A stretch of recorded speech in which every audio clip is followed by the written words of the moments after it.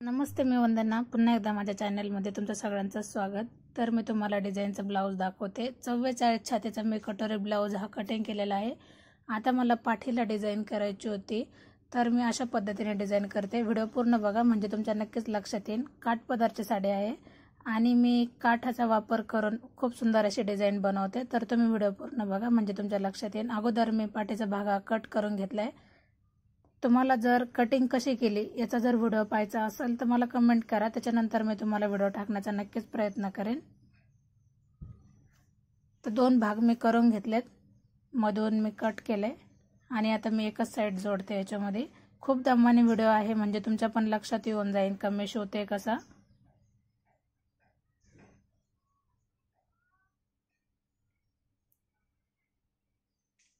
आता उरलेला कपडा आपल्याला पूर्ण कट करायचा आहे.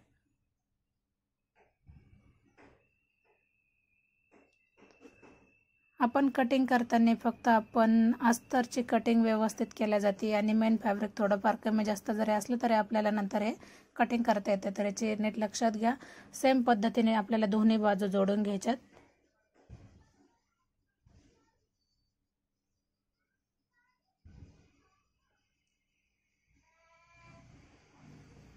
आता आपण खालच्या बाजूने सुरुवात करणार आहोत जोडायला, किंवा वरच्या बाजूने जरी केली तरी पण होऊन जाते. जशी मी अगोदरची बाजू जोडली त्यानुसारच आपल्याला याला दाब शिलाई कुठेही द्यायची नाही. तर मग आहे असंच मी जोडून घेतले.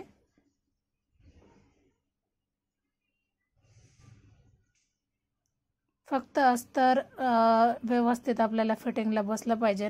कधी असं होतं का अस्तर फिटिंगला जास्त बसतं आणि वरचा कपडा जो मेन फॅब्रिक असतं ते लूज पडतं, तर फिटिंगला व्यवस्थित येत नाही.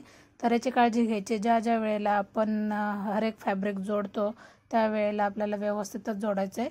तर मी आता जे माझं काठ पदरची साडी होती, काठ होतं त्याच्यावर मी डिझाईन बनवली. तर मी कॅनव्हासला अगोदर जोडून घेते. एकदम कडेला शिलाई घ्यायची आणि मी याला टाचन पेनचा वापर केलाय. आपण इस्त्रीने पण याला चिटकून घेऊ शकतो.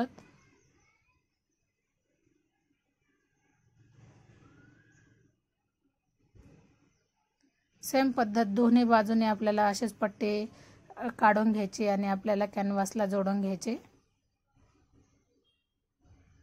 बघा दोन्ही साईडच्या मी 2 पट्ट्या घेतल्यात. आता आपल्याला जोडायची कशी, अशा पद्धतीने जरी जोडलं तर फिनिशिंगला अतिशय व्यवस्थित येऊन जाते.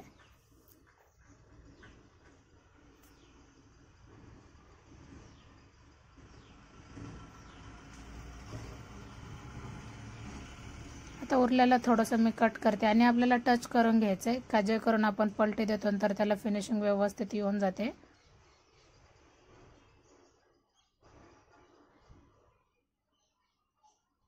आता एकदम कडेला आपल्याला शिलाई मारून घ्यायची. अस्तरचा कपडा कुठेही दिसता कामा नये अशा हिशोबाने आपल्याला बरोबर जिथे आपला काठ येतोय त्या बाजूलाच आपल्याला शिलाई मारायची आणि फिनिशिंग आकार ह्या दोन्ही गोष्टीवर आपल्याला लक्ष द्यायचे. खूप सुंदर पद्धतीने फिनिशिंग आली. तुम्ही खालची बाजू पण बघू शकतात.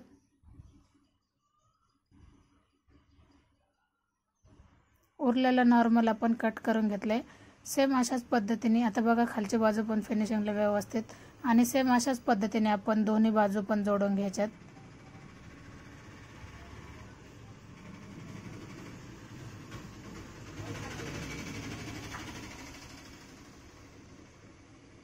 नॉर्मल टच करायचं आहे आपल्याला.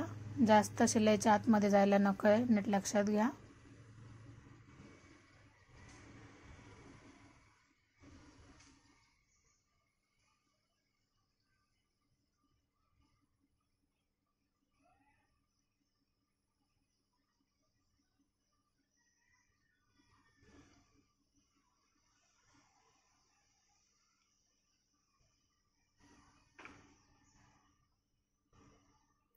आता आपण याला आपल्या आवडीनुसार लेस लावू शकतो. तर आपल्याला 2 बाजूने लावायचे की 1 बाजूने लावायची ते तुमच्या आवडीनुसार असणार. अशा पद्धतीने बघा डिझाईन तयार झाली. खूप सुंदर अशी फिनिशिंग आणि साडीचा कलर गुलाबी कलर होता त्याच्यामुळे मग मी त्याच कलरची लेस घेतली.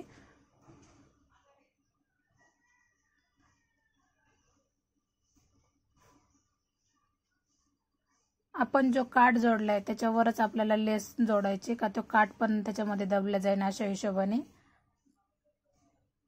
आले काठचे धागे निघले नाही पाहिजे ना, अशा हिशोबानेच आपल्याला लेस जोडून घ्यायची, याची काळजी घ्यायची. सेम अशीच पद्धत दोन्ही बाजूने आपल्याला सेम पद्धतीने जोडून घ्यायचे.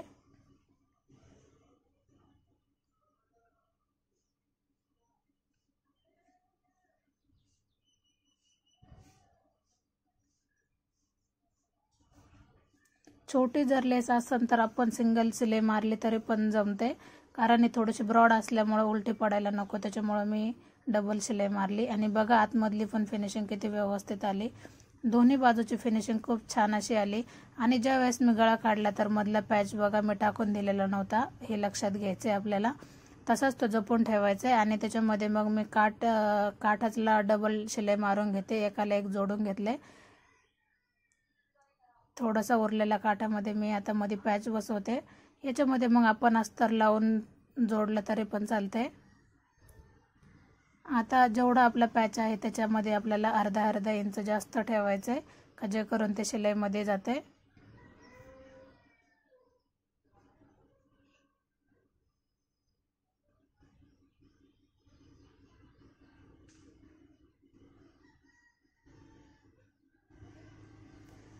आपण काठ जरी नाही वापरला किंवा साडीचा कपडा जरी वापरला तरी पण छान वाटते. तुम्ही तुमच्या आवडीनुसार करू शकतात. डबल फोल्ड घ्या, मी सिंगलच घेतलेलं. दोनदा हो अशा पद्धतीने फोल्ड घ्या,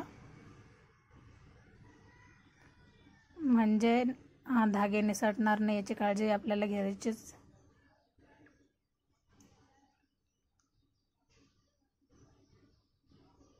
आता जो आपला पॅच आहे याच्यावर ठेवून आपल्याला लाईन आखून घ्यायची आणि त्यानुसार आपल्याला शिलाईमध्ये कापड गुंतवायचं आहे.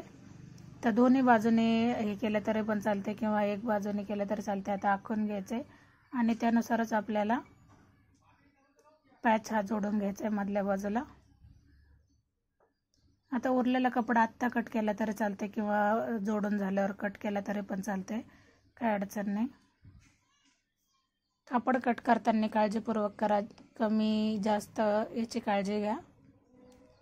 आणि ज्या पद्धतीने आपण आखून घेतले त्या पद्धतीनेच आपल्याला थोडंसं रफ करायचं, पुढं एकदा करायचं पाठीमागे एकदा करायचं, म्हणजे पॅच हा निसटता कामा नये. 2-3 वेळेला आपल्याला शिलाई मारून घ्यायची.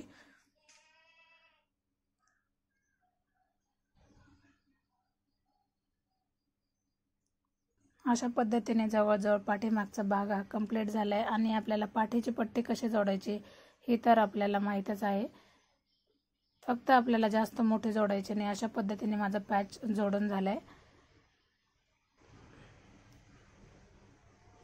आता आपल्याला टक्स मारून घ्यायचे, ते अगोदर मारले किंवा नंतर मारले तरी पण चालते, तुम्ही तुमच्या सोयीनुसार करू शकतात. आपल्याला दोन्ही टक्स एकसारखे घ्यायचे, कमी जास्त व्हायला नको आहे.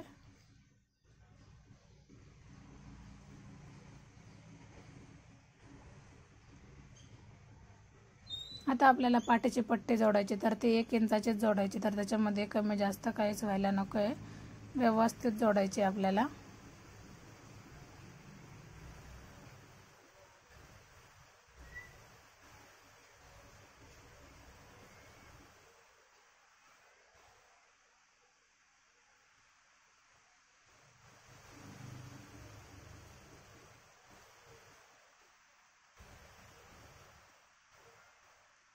ब्लाऊजची डिझाईन कशी वाटली नक्की कमेंट करा, म्हणजे मला व्हिडिओ काढायला नक्कीच आवडेल.